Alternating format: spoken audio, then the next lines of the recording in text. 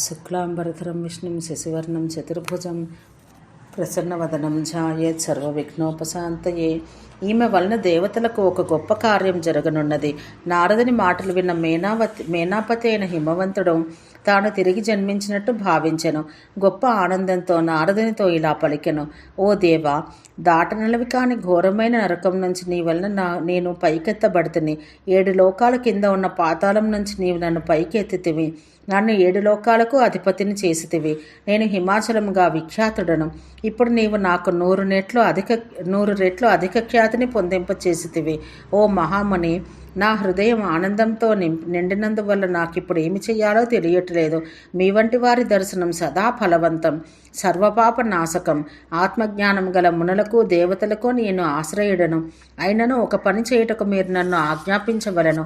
హిమవంతుని మాటలు విని నారదుడు ఆనందంతో, అన్నీ నీవు బాగానే చేసావు, అయితే దేవకార్యం నీ కార్యం కంటే ముఖ్యమైనది. ఈ నారదుడు ఈ విధంగా పలికి అక్కడి నుంచి స్వర్గమునకు వెళ్ళెను. యోగ్యమైన ఆసనంలో కూర్చున్న పిదప ఇంద్రుడు దేవి విషయం అడిగెను. నారదుడు పలికెను: ఓ దేవరాజా, నీవు నాకు చెప్పిన కార్యం నెరవేరినది. అయితే ఇప్పుడు మన్మధుని 5 బాణముల ప్రభావం చూపాలి. నారదుడు ఈ విధంగా పలికిన పిదప ఇంద్రుడు మన్మధుని స్మరించెను. ఇంద్రుడు స్మరించగానే మఖకేతనుడైన మన్మధుడు రతీదేవితో సహా అక్కడికి వచ్చెను. అంతటా ఇంద్రుడు మన్మధునితో ఇలా పలికెను: ఓ రతిప్రియుడా, నీకు అనేక ఉపదేశాలిచ్చే అవసరం లేదు. నీవు మనసు నుంచి పుట్టావు కాబట్టి జీవుల మనోభావాలు నీకు తెలుసు. నీకు చేతనైనంత వరకు దేవతలకు హితం చేయము. పర్వతపుత్రి పార్వతిని, శంకరుని శీఘ్రంగా కలిగినట్లు చేయము. వసంతుని వెంట పెట్టుకుని రతీదేవితో పాటు నీవు వెంట వెళ్ళము. ఈ విధంగా పలికిన ఇంద్రుని మాటలు విని పంచబాణముల వాడైన మదనుడు భయంతో ఇలా పలికెను: ఓ ఇంద్ర, ఋషులు దానవులను ఎదిరించగల నా సామర్థ్యంతో శంకరుని వశం చేసుకోలేను. ఆ మహాదేవుని తపస్సుకు కారణం అతని ఉత్కృష్ట స్థానాన్ని నీవు ఎరుగుదవు కదా. శివుని విషయంలో అనుగ్రహం కానీ కోపం కానీ ఘనంగా ఉంటుంది. దివ్య సౌందర్యమే సమస్త సుఖాలకు సారం. తన సామర్థ్యం కంటే ఎక్కువ ఫలం కోరుకుంటే ఉన్న ఫలం చేయిజారిపోవును. ఇంద్రుడు పలికెను: ఓ రతిపతి, మేము నీకు అండగా ఉంటాము. మేము నీకు శక్తిని ప్రసాదిస్తాము, సందేహం లేదు. కుమ్మరివానికి పటకారు లేకపోతే అతని శక్తి తెలియదు. ఒక్కొక్కని శక్తి ఒక్కొక్క విషయంలోనే ఉంటుంది తప్ప అన్నింటిలోనూ ఉండదు. దేవేంద్రుడు ఈ విధంగా పలికిన పిదప కాముడు వసంతుని తీసుకుని బయలుదేరను. రతీదేవితో పాటు హిమాలయ పర్వత శిఖరానికి వెళ్ళను. ఈశ్వరుడు ధ్యానంలో ఉన్న ప్రదేశం అది. తన కార్యాన్ని సాధించుటెట్లో అని ఆలోచించను. మహాత్ములు అచలులు, వారి మనసు జయించడం చాలా కష్టం. అందువల్ల మొదట ఆ మనసును కల్లోలపరచాలి, లేకపోతే దాన్ని జయించడం కష్టం. సాధారణంగా మనసు శుద్ధమైన పిదప విజయం లభిస్తుంది. స్వచ్ఛమైన మనసుతో ద్వేషం లేకుండా ఉన్న వానిపై ద్వేషం ఉపయోగించేట్లు క్రోధం యొక్క సహవాసం వల్ల భయము మొదలైన భావాలు పుట్టును. మరింత క్రూరమైన భావాలు లేనిచో క్రోధం ఎలా పుడుతుంది? చాపల్యం వలన ధైర్యం బలం నశించును. అందువల్ల నేను అసూయతో కలిసి మనసును కల్లోలపరిచి ధైర్య ద్వారాలు మూసి సంతోషం నశించే విధంగా ప్రయోగించను. ఈ విధంగా చేస్తే నన్నెవరూ తెలుసుకోలేరు. తన వికల్పానికి గురయ్యే విరూపాక్షను దర్శించి మన్మధుడు తన పని మొదలుపెట్టుటకు ఉపక్రమించెను. స్థిరుడై తపస్సు చేయుచున్న హరునికి తన గాంభీర్యంతో పనిని సాధించదనని యోచించెను. ఇంద్రియములన్నింటినీ ఆవరించి మనోహరమైన సాధనలతో శివుని ఇలా రకరకాలుగా గెలిచెదను అని ఇలా రకరకాలుగా ఆలోచిస్తూ మదనుడు ఈశ్వరుని ఆశ్రమానికి వెళ్ళెను. ఆ ఆశ్రమం ప్రపంచమునకే సారభూతమై ఉంది. ఎత్తైన సరళ వృక్షాలతోనూ, వైరం విడిచి శాంతచిత్తులైన జీవులతోనూ, పుష్పభారంతో ఉన్న పుష్పవృక్షములతోనూ నిండి ఉంది. శివుని గణాలు పైన కూర్చుని ఉన్నవి. పచ్చని గడ్డితో నిండిన ఒక శిఖరంపై నంది రంకెలు వేయుచున్నాడు. అక్కడ శివుని వలె ప్రకాశవంతుడు, జటాజూటం కలవాడు, చేతిలో దండం కలవాడు, ఉగ్రంగా ఉన్నను, మంచి ఆకారం కలవాడు, వీరులకు నాథుడు అయిన విరకుని చూసెను. క్రమంగా మన్మధుడు శివుని వద్దకు వచ్చెను. పద్మములు వంటి కన్నులు గల శివుని చూసెను. కన్నులు మూసి ఉన్నను, కంటి చివరి దృష్టి ముక్కుపై కేంద్రీకరించి ఉన్నది. అతి రమ్యమైన సింహచర్మం ఉత్తరీయంగా ఉన్నది. చెవిపైన ఉన్న పాము యొక్క వేడి ఉచ్ఛ్వాస నిశ్వాసముల వలన కపిలవర్ణం పొందిన శివుని దర్శించెను. బుగ్గల చుట్టూ ఊగుతున్న కేశములు చూసెను. వాసుకు కట్టబడిన యోగపట్టంను గలవాణ్ణి, బ్రహ్మాంజలి ముద్రలో ఉన్నవాణ్ణి, భుజంపై పడగవిప్పి ఉన్న సర్పంను ధరించి ఉన్న శివుని చూసి మెల్లమెల్లగా శివుని దగ్గరకు వచ్చెను. అంతటా పర్వత శిఖరాలపై ఉన్న భ్రమరాల ఝుంకారంను ఆశ్రయించి మన్మధుడు చెవి రంధ్రం ద్వారా శివునిలో ప్రవేశించెను. శంకరుడు మన్మధునికి ఆశ్రయమైన ఆ మధు శబ్దం విని దక్షిణ పుత్రుకి స్మరణకి రాగానే ఆమెతో రమించవలనని తలంపు వచ్చెను. ఈ విధంగా ఆమె మెల్లగా సమాధి భావనలో ప్రత్యక్షమై గురి అయి వచ్చి నడిచెను. తపస్సుకు కలుగు విఘ్నాన్ని మనసును తల తాకకుండా ఆమె స్వరూపం చే ధ్యానంతో పొందెను. అనంతరం మన్మథ సంబంధమైన వికారం పొందెను. శివుడు కొంచెం కోపగించుకొని కొంచెం ధైర్యం పొంది దివ్యశక్తితో ఆ మన్మథ వికారాన్ని తరిమివేశెను. కోరిన రూపం ధరించి శక్తి ఉన్నవాడు, తెలియశక్యం కానివాడు, దోషాలకు నిలయమైన వాడు అయిన మదనుడు ఆ శక్తి వల్ల జయింపబడి లోపల వేడి తట్టుకోలేక శివుని హృదయాన్నించి బయటికి వచ్చెను. వసంతుడు తోడు రాగా మదనుడు అక్కడ ఉన్న మామిడి చెట్టు మీదుగా వీచుచున్న మందమారుతం వల్ల ఊగుచున్న పుష్పముల గుచ్చములను ఆశ్రయించి మోహనమను బాణాన్ని శివుని హృదయంపై వేసెను. పేరుకు తగ్గట్టే మోహనమను ఉత్తమమైన పుష్పబాణం క్రూరంగా శివుని శుద్ధ హృదయంపై పడిన. ఇంద్రియ గుంపులకు స్థానమైన హృదయంపై మన్మథుడు కొట్టగా భూతపతి అయిన శివుడు ధైర్యం కంపించగా మదనుని బాధకు గురి అయ్యను. తన ఈ కోరికకు కారణం తనలో కలిగిన భావన ప్రభావమే అని శివుడు తెలుసుకుని తన తపస్సుకు భంగం కలిగినందున అనేక మాటలు మాట్లాడెను.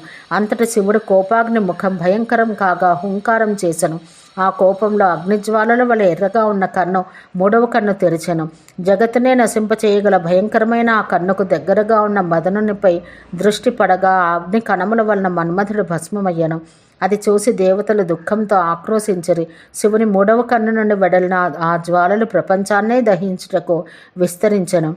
హుంకారనాదంతో భయంకరంగా అగ్ని ప్రజ్వరిల్లుచున్న జగత్తును నాశనం చేయకుండా అగ్నిని విభజించి మామిడి చెట్టులోనూ మద్యంలోనూ చంద్రునిలోనూ పుష్పాలలోనూ ఉంచెను. ఇంకా మిగిలిన దాన్ని తుమ్మెదల్లోనూ కోకిల్లోనూ ఉంచెను. మన్మథుని బాణాలచే శరీరం లోపల వెలుపల గుచ్చబడిన శివుడు లోకం నాశం చేయనటువంటి ముందు చెప్పినట్టు విభజించబడిన అగ్నిని చూశాను. దక్షిణి పుత్రిక అందలి ప్రేమచే ఆమెను పొందవలనన్న తీవ్రమైన కాంక్షతో దుఃఖితుడయ్యను. దుఃఖానికి ఆధీనుడయ్యను. శివుని హుంకార జ్వాలల వల్ల బూడిదరాశైన మన్మథుని చూసి రతి బంధువైన వసంతునితో కలిసి విలపించెను. హృదయ విదారకంగా ఏడుస్తున్న రతీదేవిని వసంతుడు ఊరడించగా రతీదేవి ముక్కంటి చంద్రమౌళి అయిన శివుని శరణు పొందెను. పుష్పించిన మామిడి కొమ్మ చేతితో పట్టుకుని తుమ్మెదలు వెంటరాగా కోకిల వలె ఉన్న కుర్రలను మీదికి కట్టుకుని మన్మథుని భస్మాన్ని శరీరమంతా పోసుకొని శివుని యందు ప్రణమిల్లి ఇలా పలికెను. మనోమయుడైన శివునికి నమస్కారం. జగన్మయుడు ఆశ్చర్యకరంగా ఉండువాడు అయిన శివునికి నమస్కారం. దేవతలచే పూజితుడైన శివునికి నమస్కారం. భక్తులయందు దయ కలిగిన స్వామికి నమస్కారం. మంగళకరుడైన భవనికి నమస్కారం. మన్మథుని నాశనం చేసిన శివునికి నమస్కారం. పవిత్రమైన వాటిచే భూషితుడైన భవనికి నమస్కారం. ఉత్కృష్టమైన గుణములు కలిగిన నీకు నమస్కారం. పురాతన సిద్ధుడవైన నీకు నమస్కారం. రక్షకుడవైన నీకు నమస్కారం. గురి అయిన నీకు నమస్కారం. భయంకరమైన గణములు చేకూడిన నీకు నమస్కారం. అనేక విధాలైన ఐశ్వర్యాలను సృష్టించిన నీకు నమస్కారం. భక్తుల ఇష్టాలు తీర్చే స్వామికి నమస్కారం.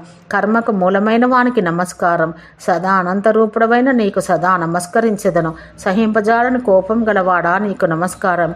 తలపై చంద్రుని చిహ్నం గలవాడా నీకు నమస్కారం. వృషభ వాహనుడా నీకు నమస్కారం. త్రిపురాంతకా నీకు నమస్కారం. ప్రసిద్ధుడా మహా ఔషధమా నీకు నమస్కారం.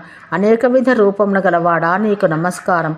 కాలస్వరూపుడా నీకు నమస్కారం. కళారూపుడా కాలగతిని మీరిన వాడవైన నీకు నమస్కారం.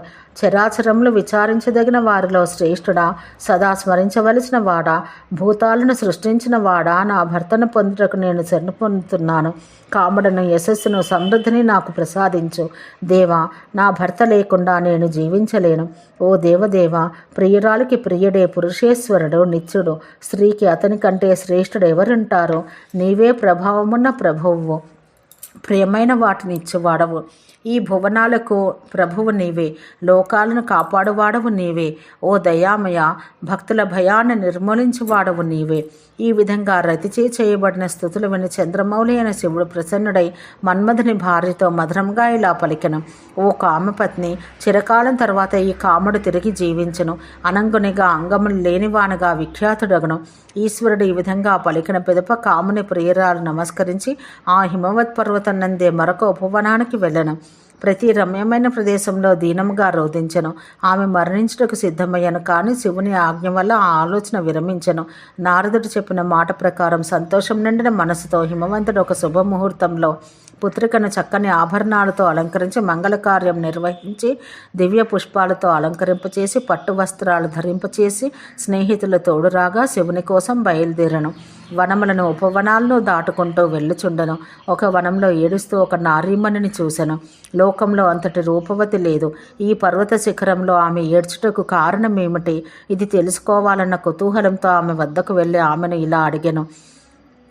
కళ్యాణి, నీవెవరి దానవు? నీవెందుకు రోధిస్తున్నావు? నీవు ఏడ్చుటకేదో పెద్ద కారణమే ఉండాలి.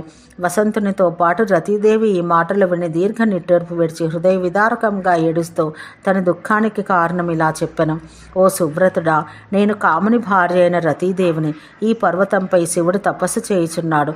శివుడు చేయుచున్న తపస్సుకు విఘ్నం కలిగించినందుకు కోపించి ఆ గిరీశుడు తన 3వ కన్ను తెడిచి అగ్నిజ్వాలలతో నా భర్తను భస్మం చేసెను.